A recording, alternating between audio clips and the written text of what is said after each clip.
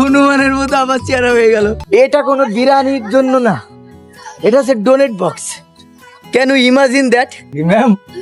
চলুন ম্যাম, আপনাদের জন্য দেখা যাচ্ছে পরে হেলিকপ্টার হায়ার করতে হচ্ছে আবার, তাহলে নামা কঠিন হয়ে যাবে। স্যার আপনার অনুভূতি যদি একটু বলতেন আর কি, যে কেমন দেখলেন জায়গাটা? নাইস, খুব ভালো জায়গা। যদিও জায়গাটা উৎপাদক পরিশ্রম, অনেক কষ্ট, প্রায় 272 বা 73 স্টেপ অতিক্রম করে জায়গায় আসতে হয়েছে। ভালো, খুবই কঠিন একটা জায়গা। কোথায় আছি আমি এখন? আমার ব্যাক সাইডে দেখতে পাচ্ছেন লর্ড মোরগান, যেটা হিন্দু দেবতা, তার মূর্তি। এটা 140 ফিট উঁচু। আমি এখন অবস্থান করছি বাতু কেভসে, যেটা মালয়েশিয়ার কুয়ালালামপুরের টুরিস্ট আকর্ষণের one of the best place হচ্ছে এটা, যেটা হচ্ছে হিন্দু ধর্ম অবলম্বীদের অনেকটা তীর্থস্থানের মতো। তো মালয়েশিয়ার টুরিস্ট আকর্ষণের ভিতরে এটা অন্যতম। প্রতি বছর 1000 অফ টুরিস্ট এখানে আসে। এখানে দারুণ একটা বিষয় আছে, আপনাদেরকে দেখাই আর কি। এখানে সবচেয়ে মজার যে বিষয়, মানে লর্ড মোরগানের মূর্তি আর কেভের পরে, সেটা হচ্ছে এখানে প্রচুর পরিমাণে পায়রা থাকে। আমি চারিদিকে পায়রার ভিতরে চলছি আর কি। তো প্রচুর পরিমাণে পায়রা অ্যান্ড মানকি এখানে আছে। আমার ব্যাক সাইডে আপনারা দেখতে পাচ্ছেন লর্ড মর্গান, যিনি হচ্ছে হিন্দু দেবতা, তার প্রতিমা এখানে আছে। এটা হচ্ছে বাতু কেভসের সাইন। ব্যাক সাইডে এই সাইডে আছে বাতু কেভসের হচ্ছে মন্দিরের কিছু অংশ ভিজিটার্সদের জন্য। সো বাতু কেভসটা হচ্ছে মালয়েশিয়ার টুরিস্ট আকর্ষণ প্লেসের ভিতরে one of the most famous place. এটা প্রতি বছর মিলিয়নস অফ টুরিস্ট এখানে আসে। আর বাতু কেভসের লর্ড মর্গানের যে মূর্তিটা এখানে আছে, এটা হচ্ছে 140 ফিট উঁচু। সো মালয়েশিয়াতে যতগুলো মূর্তি আছে তার ভিতরে এটা সবচেয়ে বেশি উচ্চতার মূর্তি বলা চলে। তো হিন্দুদের জন্য এটা মানে খুবই গুরুত্বপূর্ণ একটা স্থান আর কি। সো পাশাপাশি ট্যুরিস্টদের জন্য অবশ্য যারা মালয়েশিয়াতে অ্যাটলিস্ট আসে। এখন বাতু কেভসে লর্ড মর্গান দেন তারপরে পাখি, বানর, এগুলার পরে যে মানে মূল যে আকর্ষণ যেটা, সেটা হচ্ছে বাতু কেভসের গুহাটা। মানে কেভস তো গুহা, সে গুহাটা। তো আমরা গুহাতে যাব। তো গুহাতে যাইতে হলে আমাদের হচ্ছে এই সিঁড়ি বেয়ে উঠতে হবে। এটা অনেক খাড়া সিঁড়ি, ওই পাহাড়ের চূড়ায় গিয়ে উঠেছে আর কি। তো চলেন আমি আপনাদেরকে বাতু কেভসের গুহায় নিয়ে যাই আর কি, একটু দেখানোর চেষ্টা করি আপনাদেরকে বাতু কেভসের গুহাটি। এটা অনেক খাড়া, মানে উঠতে হয়ে কিছুটা কষ্টের বলে চলে। বাতু কেভসের এই সিঁড়ি বেয়ে ওঠা যতটা কঠিন, তত কিছুটা হচ্ছে রিস্কি আর কি, কারণ এটা অনেক খাড়া। আমার ব্যাক সাইডে দেখতে পাচ্ছেন অনেকে বসে আছে, রেস্ট নিচ্ছে। আমি তো অ্যাথলেট না, ছোটোখাটো কিছু হাইকিং এর এক্সপিরিয়েন্স আবার আছে, বাট সেটাও খুবই করুণ এক্সপিরিয়েন্স। মানে মাঝ পথে মনে হয় যে না, পাহাড় থেকে নেমে যাবার উঠবো না। আর হাইকিং আরো কঠিন, কারণ হাইকিং এ তো আর সিঁড়ি থাকে না, ওটা উঠতে হয় নিজেদের মতো করে। এখানে সিঁড়ি থাকা সত্ত্বেও এটা কঠিন। 272টা সিঁড়ি পার হতে হবে এই বাতু কেভসের যে গুহা, সেটাতে ওঠার জন্য। আর যে লর্ড মর্গানের মূর্তিটা এই সাইডে আপনারা দেখতে পাচ্ছেন, এরকম কি পরিমাণে পর্যটক এখানে আসছে। সো আমি তো ঘেমে শেষ, এখানে যারা আছে তারাও খুবই টায়ার্ড। ওকে চলুন আমি সিঁড়ি ভ্রমণটা আপনাদের সাথে একটু শেয়ার করি আর কি। ম্যাম চলুন ম্যাম, আপনাদের জন্য দেখা যাচ্ছে পরে হেলিকপ্টার হায়ার করতে হচ্ছে আবার, তাহলে নামা কঠিন হয়ে যাবে। অবশেষে সেই 272টা খাড়া সিঁড়ি বেয়ে বাতু কেভসে উঠে গেছি, এখনো গুহার ভিতরে যায় না। আপনাদের যদি ডাউন সাইড দেখায় কতটা নিচে আর কি। আর এই সাইডে হচ্ছে সেই কেভ। ম্যাম আইমান দুজনই চলে এসেছে সেই কঠোর পরিশ্রম শেষে। অবশেষে আমরা সেই বাতু কেভসের ভিতরে ঢুকে গেছি। চলুন আপনাদেরকে যদি দেখায়, আসলে এটা অসাধারণ, কি বলবো, মানে মুখে বলার মতো না। না দেখলে মানে ফিল করতে পারবেন না। চারিদিকে প্রচুর দর্শনার্থী। আর আপনারা যদি কখনো কেভস ভ্রমণ করে থাকেন তো দেখবেন কেভসের ভিতরে প্রচুর পরিমাণে বাদুড় ওড়ে, বাদুড় থাকে আর কি। ওরা এই যে কেভসের গুহা মানে ঝুলে থাকতে পছন্দ করে। আমি রিসেন্টলি হচ্ছে পার্লিসের একটা গুহায় এমন ভ্রমণ করছিলাম, তো ওখানে প্রচুর পরিমাণে বাদুড় এবং পোকামাকড় ছিল। এটা মানে প্রচণ্ড একটা গন্ধ একটা পরিবেশ ছিল সেখানে। এই হচ্ছে বাতু কেভসের ভিতরের এনভায়রনমেন্ট। অসাধারণ লাগছে এই দৃশ্যটা। ওই কেভসের হালকা ছিদ্র দিয়ে আলো ঢুকছে, এটা অনেকটা তারার মতো মনে হলো আমার কাছে। মনে হচ্ছে একটা লাইটিং, সুন্দর একটা লাইটিং সিস্টেম। এটা হচ্ছে ব্যাক ক্যামেরাতে দেখতে অনেকটা এমন। এখানেও লাইটিং ব্যবস্থা আছে। এখানে একটা মন্দির আছে, তো মন্দিরে যেতে হলে জুতা খুলে ঢুকতে হবে। আমি জুতা খোলা পরা এটা খুবই কঠিন একটা কাজ, সো আমি হয়তো বা মন্দিরে ঢুকবো না।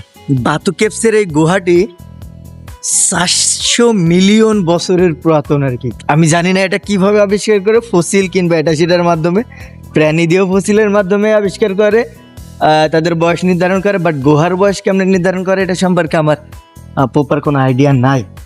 দেন তারপরে যখন এটা আবিষ্কার হয়েছে, তারপর থেকে এটা তারা হচ্ছে নতুনভাবে ডিজাইন করছে আর কি। এগুলা মানুষের তৈরি। এখানে একটা পাখি আছে, রুগ্ন একটা পাখি, জানি না, ও পায়রা, অসুস্থ একটা পায়রা আর কি। পায়রারা হচ্ছে গুহা এটা সেটা এগুলো পছন্দ করে। আমার ক্যাম্পাসেও প্রত্যেকটা বিল্ডিংয়ে কিছু কিছু জায়গায় পায়রা থাকে, বাট ওগুলো ধরা নিষিদ্ধ। ও এখানে সুন্দর পায়রার জন্য কেজ আছে, পাখি, মুরগি পাখি এটা সেটার জন্য কেজ আছে আর কি। মানে মূলত একটা দর্শনীয় স্থান কেমন হবে সেইভাবে তারা এটাকে সাজানোর চেষ্টা করছে আর কি। এখানে আর একটা সিঁড়ি আছে, সেকেন্ড সিঁড়ি, সেটা দিয়ে হচ্ছে আমরা গুহার টপে উঠবো আর কি। আমার সবচেয়ে ভালো লাগছে ক্যামেরাতে এটা ওই যে কিছুটা হচ্ছে হোয়াইট হয়ে যাচ্ছে আর কি, সাদা হয়ে যাচ্ছে, বাট যে আলোটা ন্যাচারালি যে আলোটা পড়ছে আর কি, এটা দেখতে অসাধারণ। এখানে প্রতিটাই সিঁড়ি এতটা খাড়া সেটা বলার মতো না আর কি। মানে পাহাড়ে হাইকিং করার মতো একটা পরিস্থিতি। এই যে একটা হে হাই হাই হনুমানের মতো আবার চেহারা হয়ে গেল। মানে হনুমান অলওয়েজ কেন আমাকে অ্যাটাক করে, আই ডোন্ট নো। ওদের সাথে একটু মস্করা করতে গেলে লাস্ট পৌঁছে গেছি। ওহ, এটা হচ্ছে top of the Batu caves. Okay, সারি সাইডে প্রচুর ভিজিটার্স। বাতু কেভসের যে টপ ভিউয়ের যে জায়গাটা, গুহার যে জায়গাটা এটা, সো গুহাগুলো দেখতে পাচ্ছেন। গুহার এই যে এগুলা আসলে মানে দীর্ঘ বছর লাগে, হাজার হাজার কোটি কোটি বছর লাগে এভাবে তৈরি হতে আর কি। এটাতে পানি পড়ে, নানা ধরনের ক্ষয় হয়, দেন তারপরে এগুলা তৈরি হয়। সো বাতু কেভসের এক্সপিরিয়েন্সটা দারুণ অনেক, যেহেতু এটা অনেকটা হচ্ছে সনাতন ধর্মীদের তীর্থস্থান। সো এটা বলা চলে তাদের যে মন্দিরকে তারা যেভাবে সযত্নে রাখে, গুছিয়ে রাখে, তারা হচ্ছে সেটা এভাবে রেখেছে আর কি। আমি এটা এখনো মানে আমার বুঝতে খুবই কষ্ট হয় আর কি, যে আমাদের সনাতন ধর্মী যে ভাইরা আছে আর কি, তাদের যে উপশালাইগুলো কেন অলওয়েজ মানে পাহাড়ে হয় কিংবা কোনো গভীর জঙ্গলে হয়, এটা অ্যাকচুয়ালি জানি না। তো যারা সনাতন ভাইরা আমার এই ভিডিওটা দেখছেন, তারা রেসপন্স করতে পারেন যে কেন এত উঁচু উঁচু জায়গায়, এত কঠিন জায়গায়, গুহায়, জঙ্গলে তাদের এই উপশালাইগুলো হয়। সো এটাই ছিল বাতু কেভসের ট্যুর। এখন একটু ডাউনে যাব, নামবো আবার সেই কঠিন খাড়া পথ বে। চলুন তাহলে যাই। টপ অফ দ্য ভিউ থেকে যদি সেকেন্ড স্টেজের ভিউটা নিই, তাহলে এটা এমন লাগছে, খুবই অসাধারণ।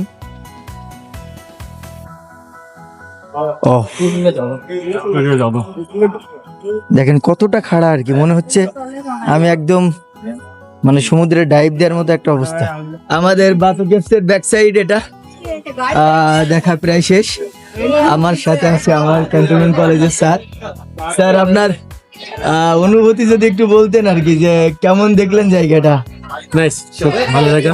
যদিও জায়গাটা উঠতে অনেক পরিশ্রম, অনেক কষ্ট। প্রায় 272 বা 73 স্টেপ অতিক্রম করে এই জায়গায় আসতে হয়েছে। ভালো, খুবই কঠিন একটা জায়গা। আর এই সাইডে তো শপিং মলও করে ফেলেছে তারা, এই গুহার ভিতরে শপিং মল করে ফেলেছে, খাওয়ার জায়গা করে ফেলেছে, অনেক কিছুই করে ফেলেছে। আমরা এখন নামার পালা। উঠতে যেমন কষ্ট, নামতে কিছুটা কষ্ট, বাট রিস্ক বেশি নামতে আর কি। এটা হাইকিং এর ক্ষেত্রে, খাড়া সিঁড়ির ক্ষেত্রে, দুইটা ক্ষেত্রেই সেম আর কি। আমি তো আবার সঙ্গী সাথী, এদেরকে কাউকেই পাচ্ছি না, আমি আর স্যার আছি শুধু এখানে।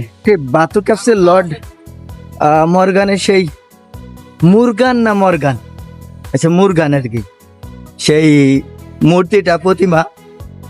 তো প্রতিমাটাও মনে হচ্ছে পাহাড়ের সমান বানিয়ে ফেলেছে, এতটা উঁচু আর কি, নিচ থেকে এতটা উঁচু একটা প্রতিমা তারা বানিয়েছে। কঠোর পরিশ্রমের পরে বাতু কেভসে সেই 272টা সিঁড়ি টপকে টপে গেছি, দেন তারপরে নেমেছি। এখন আমাদের ফেরার পথে টিম মেম্বার আগে আগে খুঁজে পাওয়া গেছে, বাকিরা এখানে আছে। স্যার তাহলে চলেন আমরা লোকেশনে গিয়ে গ্রাফ অর্ডার দিই। সো আমার পার্সোনাল রিকমেন্ডেশন, কেউ যদি বাতু কেভসে আসতে চান তাহলে অ্যাজ মর্নিং অ্যাজ পসিবল, যত সকালে আসতে চান। সো লর্ড মর্গানের সেই প্রতিমাটা এখানে, এটা কোনো বিরিয়ানির জন্য না, এটা হচ্ছে donate box. Can you imagine that? মানে ডোনেট বক্সটা হচ্ছে একটা, কি বলবো, সে প্রতিমার অর্ধেক।